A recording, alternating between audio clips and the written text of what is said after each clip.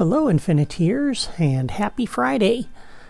For this week's tutorial, I am back in my Halloween Takeover toy box because some of you have asked how I created the cutscenes for the trailer for that series. Now, I covered cameras and cutscenes back in episodes 49 to 54, and in episode 53 I showed how to create 5 common styles of cutscenes that you see in film and games. I showed how to create aerial shots that can be used to establish a scene, pan shots where the camera moves perpendicular to the scene, tracking shots that follow a character as they move, over-the-shoulder shots that show the scene from a character's viewpoint, and close-up shots that focus on a character's face. But all of these shots involved a single character, and for my Halloween Takeover trailer, I had created cutscenes with multiple figures, including several close-up shots. And 3 different people asked me how I did that. Setting up the cameras for those shots can be a little tricky, and it took me a long time to figure out how to do it. So I thought a tutorial might be in order. Now, obviously, this is only going to work on consoles, because having 2 figures requires 2 players, unless you use some kind of mod on PC to replace townspeople with figures, like that brown bat shows in some of his videos. But I don't know anything about the PC version or about mods, and so I am not going to cover that. You can check out his videos or ask him or ask somebody on the Discord. But if you're on PC, the camera and cutscene tutorials that I've already covered in episodes 49 to 54 are all that you need, and they're all that you can do. But on consoles, you have 2-player local multiplayer, and so you can create cutscenes that feature 2 different characters, and I'm going to show you how to do that. So one of the scenes that I had created for my trailer was a couple of characters standing here at the entrance to the park. And I'll show you how I did that. So the first thing we're going to do is drop a target camera, and I'm going to put it right inside the turnstile right here. And we're also going to need a trigger area to invoke the camera. So we'll place the trigger area right here.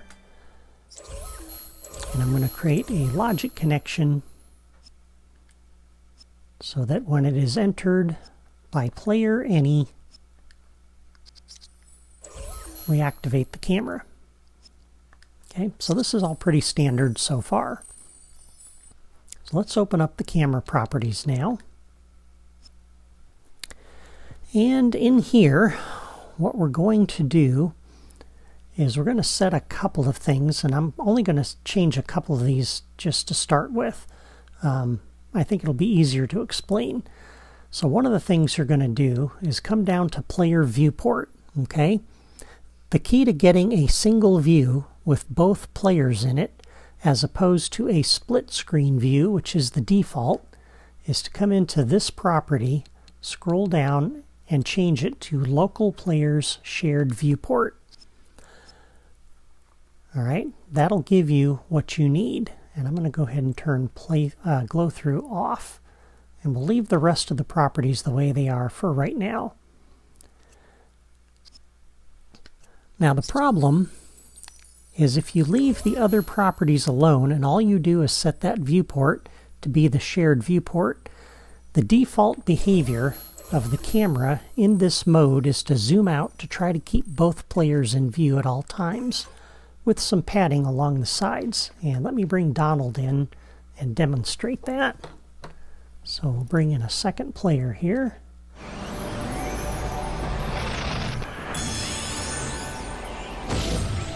Hello, I'm Donald Duck. Okay, so we have our trigger area there with the camera. And so we set it to shared viewport. And if I walk into the trigger area, you can see the camera zooms out. And it moves in order to keep both players in view. And I just moved Donald over there, so it went through that trigger area a second time. But you can see it kind of zooms in a little bit, but then it zooms outward to try to keep both players in view. And when you're trying to build a cutscene, you don't really want this behavior. You want the camera zoom level to stay the same. And so in order to do that, we need to tweak the properties a little bit. And let me just get Donald back over here where he needs to be in order for the cutscene to work. Okay. And then we'll put Mickey into Spark mode and we'll go change some of those properties. So we'll come back into the camera properties. We have to have the shared viewport in order to get both characters in one view and not have split screen.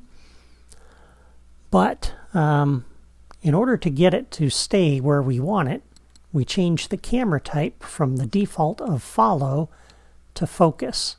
And what that does is essentially puts the camera into a tripod mode where the camera will not move. It'll just rotate to follow the players. Okay? And that's the only change I'm going to make there. And I'll show you now what that does. Okay, so all we've done so far is set the local viewport, the viewport to be the local shared viewport, and we've changed the camera type from follow to focus. And this is what we get. Okay, so we have both players, or both characters, in the view, which is exactly what we want for the cutscene. Now the camera is a little bit high, so one of the things you can do to fix that, if you want it down more at the characters level, is just come into the properties, scroll down to the vertical offset, and set that to -3. -4 will put it in the ground. -3 puts it just above the surface of the ground. And so that will help get the camera down to eye level for the characters. Like that. So now we have two players, both of them in the view, and we can move around a little bit, and as we move them apart, the camera doesn't zoom out. And we move them together, the camera does not zoom in. So this is perfect for the cutscene, and we can come up nice and close. The camera doesn't move, so we can get both characters nice and close to the camera for a nice good cutscene. Now, what do you do if you want one character to move off screen without the camera moving? So for example, in the trailer I had created a view where Donald ran past the camera to run into the park. Well, if we try to do that, now the camera gets all confused. And that's just not going to work. And so what we need to do is make another little tweak to do that. So if you want that behavior, okay, specifically to have a character move out of the field of view while the other one stays in the field of view and not have the camera kind of go squirrely, you need to make one more tweak to the properties. Again, this is perfectly fine if you want both players in the shot and they're both going to stay in the shot. But if you want one to move around, change the camera target to be, for example, player 1.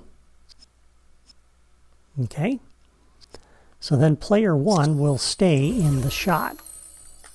And it's going to stay focused on player 1, and player 2 will be able to move in and out of the shot. Alright, so here's Mickey in the shot. Here's Donald in the shot. And you can see Donald can move off of the screen. And the camera stays focused on Mickey. And so if I want Donald to go into the park now, there he goes. And Mickey stays where it is. The camera stays focused on Mickey, and there you go. So I like that. Let's go ahead and exit that camera view. And we'll take Donald out because we're done with him.